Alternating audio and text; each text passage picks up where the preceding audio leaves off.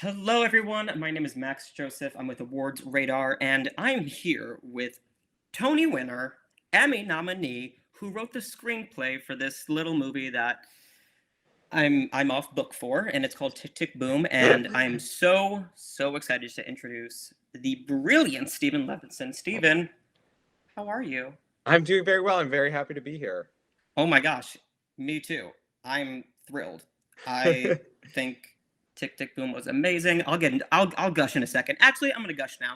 I adored this movie. I think it was just phenomenal. Thank you And so much. and it's not just like one of the best movies of the year, but I genuinely think it's one of the best musicals of the last 20 years. Oh, And thank I you. am, just as a side note, very grateful for the work that you put into this film and as a film lover, but also just like as an actor and as a musical lover. So I'm just Oh, thank you. grateful for what you did.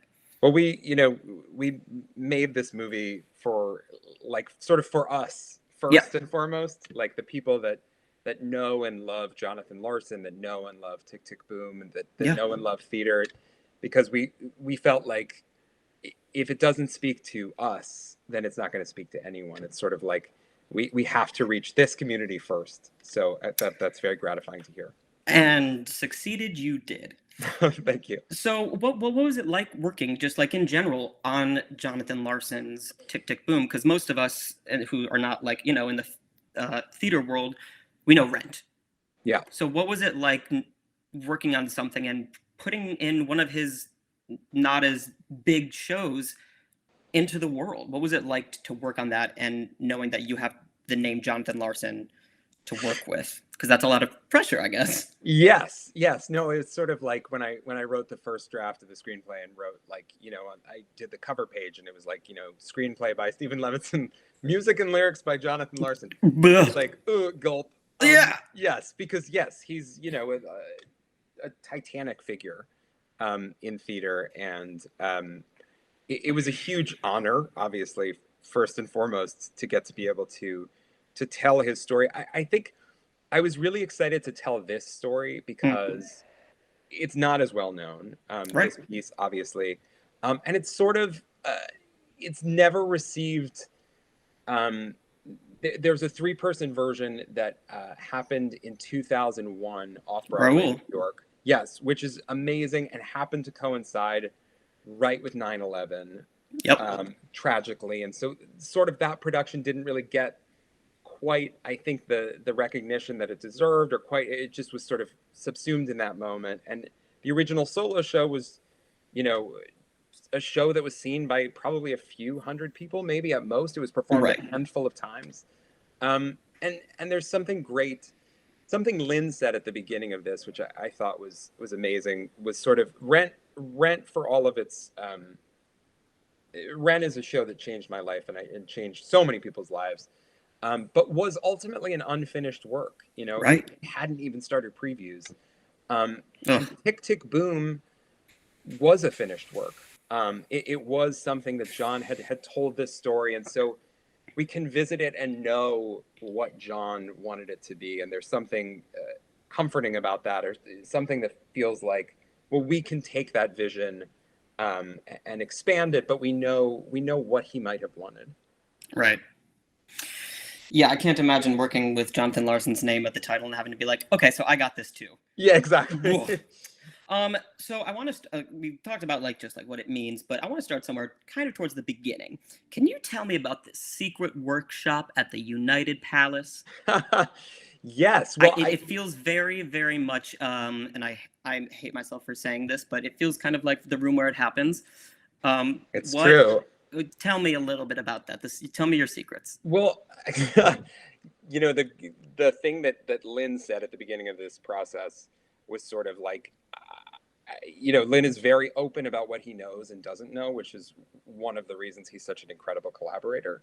Sure. But he was basically like, I don't really know how to make a movie, but I know how to make a musical, and this is how you do it. You do workshops and you do readings, and you work with actors in the room, and you put something together. And so that's what we did. We had a first draft of a script that we were excited about and nervous about, and we put together a cast, and we workshopped it the same way you would do a 29-hour reading in the theater, which Sure. is like You get a week to learn the music, to work on the scenes. You know, I got to work with the actors and bring in new pages and be making changes on the fly, and then you present it. And so that's what that was. And it was our opportunity to hear it for the first time. And it was also our opportunity to hear it with Andrew Garfield for the first time, Right. which was incredible. And also, you know, when the week began, we had been told in no uncertain terms that there was no way Andrew was going to sing this week. He wasn't a singer. Maybe he could learn how to sing, but definitely not this week. Uh-huh. We started on a Monday, and Sunday, the day before he had finished Angels in America, after Right. like, you know, years in that role. He was so he good was in that. exhausted. Yeah. And he came in, wasn't a singer, and by the end of the week, it was like he was singing. I think he sang all of 3090 by the end of that week, and wanted to be singing more. Yeah. And you just saw the transformation. You saw the confidence, and you saw him really kind of become Jonathan over this week. Yeah, I am someone who has studied Jonathan Larson since I can remember, and I've seen every video there is to possibly see him. And when 3090 started, and I actually was like, did he know him? Like, Yeah. he absolutely embodied him. There was such a brilliant moment at the very beginning when he says, "Stop the clock." I don't know if I can sing in this, if that's legal, but "Stop the clock," and he has his hand up, and I'm like, obviously he studied what he did, but his mannerisms, everything was absolutely spot on. Absolutely. Yeah. It was so good. So you talked about some of the characters. Obviously some of these people were based off of real people. So you met with one of my favorite people on the planet, Roger Bart, Janet Charleston, Matt O'Grady. When you talked to them, how did that help you with the screenplay? Because you said in the room where it happens, you were making changes on the fly. Yes. So like, I'm sure that was happening throughout this entire process. Yes, absolutely. We were able to keep adding more and more detail to the world, I think. The two big takeaways from talking to his friends, there was this huge commonality that we began to hear from everyone, which was this idea of John's extravagance in life.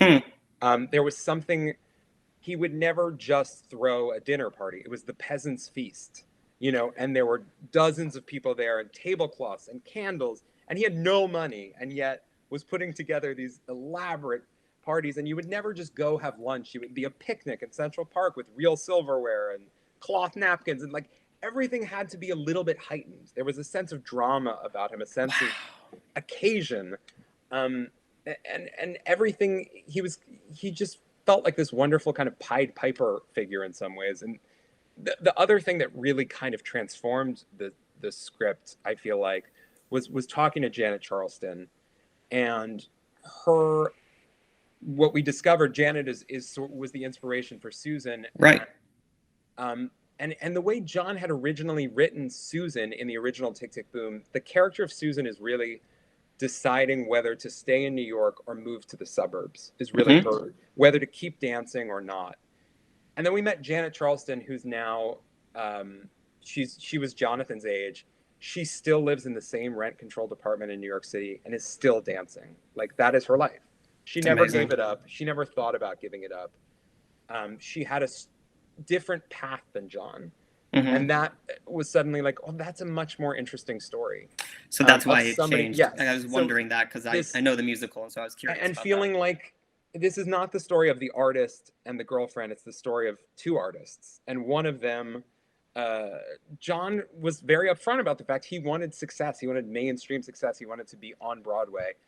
And Janet wanted to dance with, you know, Merce Cunningham, and she didn't care if it was, she didn't care if she ever made a dime doing it. And so neither of those visions is right or wrong. They're just different. Yeah. Wow. That's awesome. Yeah. I'm geeking out a little bit because obviously I'm a gigantic theater person, and one of my favorite parts of the film, we'll get to Sunday in a second, but one of my, even before that, when we were first introduced to the, oh God, I hate saying this, the great Stephen Sondheim. Played absolutely brilliantly by Bradley Whitford. in a flashback that Jonathan has at the diner, for like 15 seconds, we were shown some really gigantic names that, like, in Sunday, you see Cheetah Rivera, you Yeah, see yeah. Bernadette. Again, we'll talk about that in a second. But if you're like me, you're like, oh, that's Stephen Schwartz. That's Jason Robert Brown. And Yes, if I'm correct, many of those writers also won the Jonathan Larson grant, that's true. like Yes, Nick that's and Shayna Taub, yep. who I've worked with. Nick, he's brilliant. Wow. Can you just tell me about I'm so that? Was glad that make you. I'm Oh so yeah, no, glad no, that no. you I saw lost my that. mind. I actually So what like. was cool about that was Lynn's idea. We Oh always my had that scene God, that was so of wonderful. it was the BMI workshop, which is where John Right. started, and a lot of people started, and so we always had that scene in there. And he thought it would be amazing to have the rest of the class be all of the musical theater composers that and book writers and lyricists that we know. So asked everyone, and anyone who could said yes.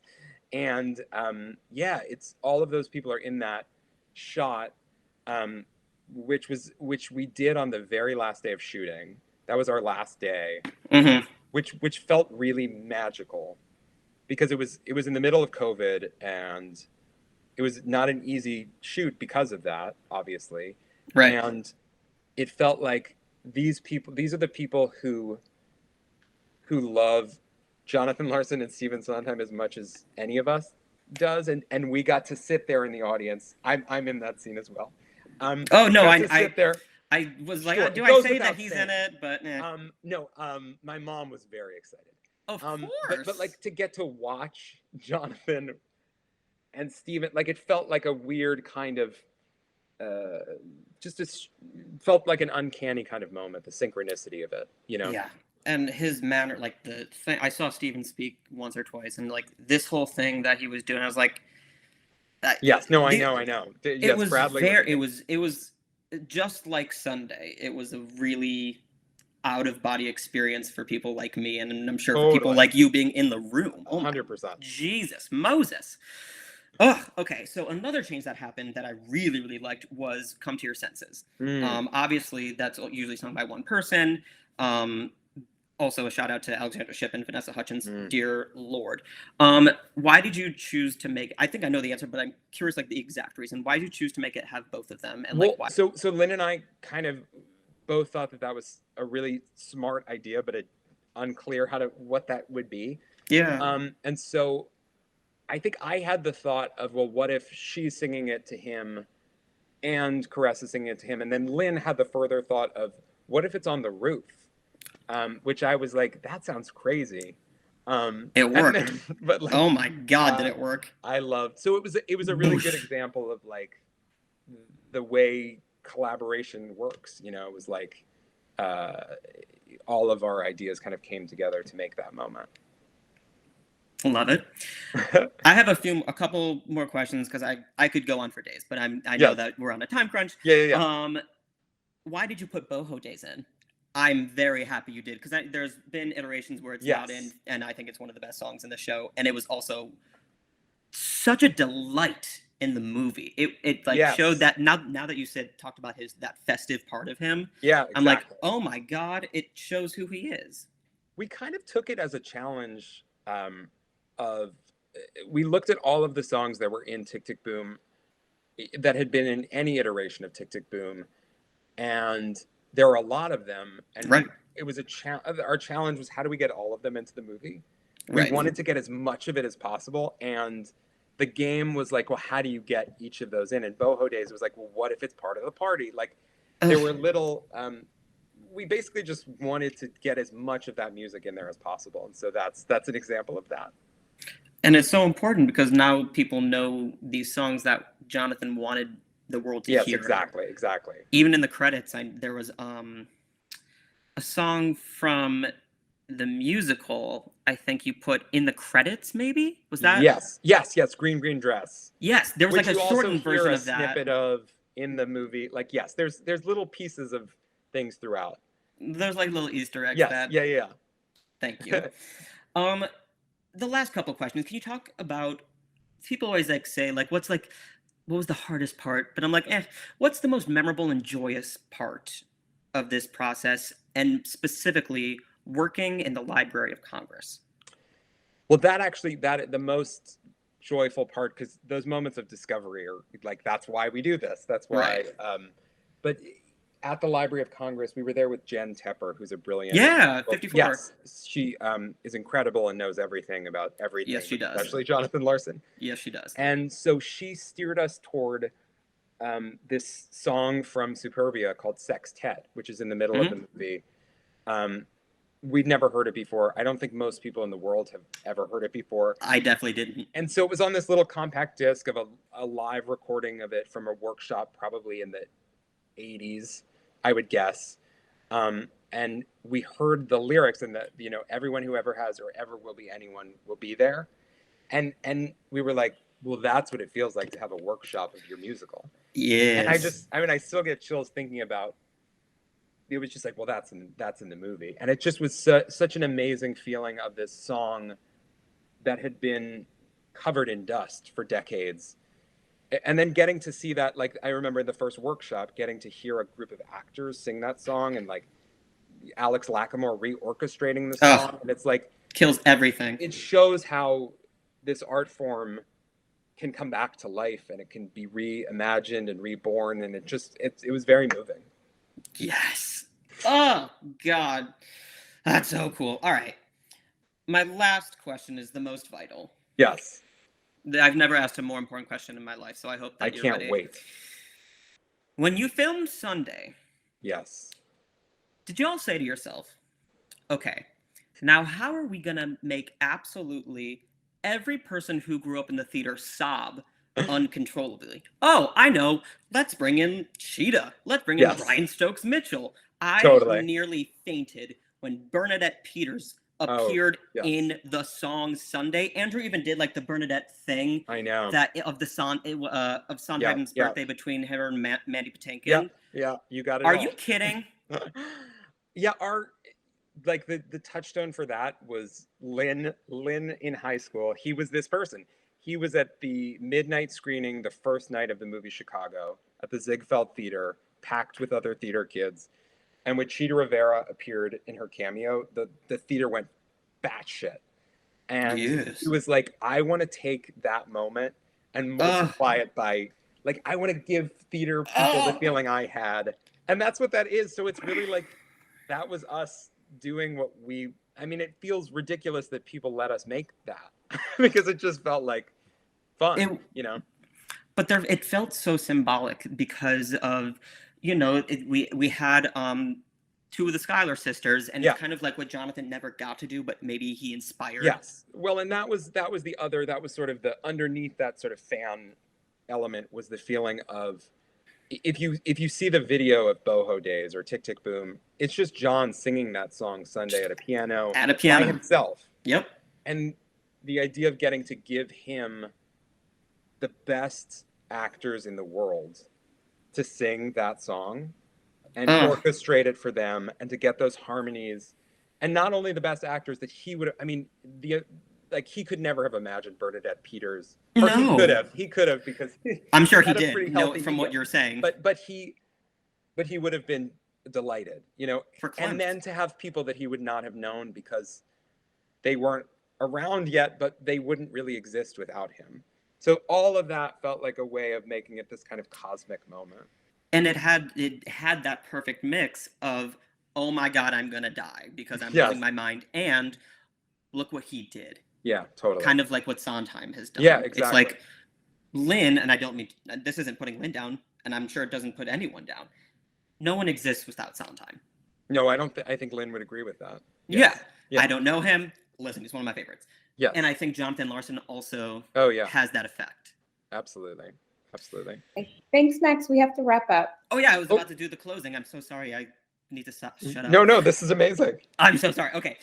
So in closing, I think the reason that people are in love with Tick Tick Boom is because, like Jonathan, it was made with passion and it was made with love.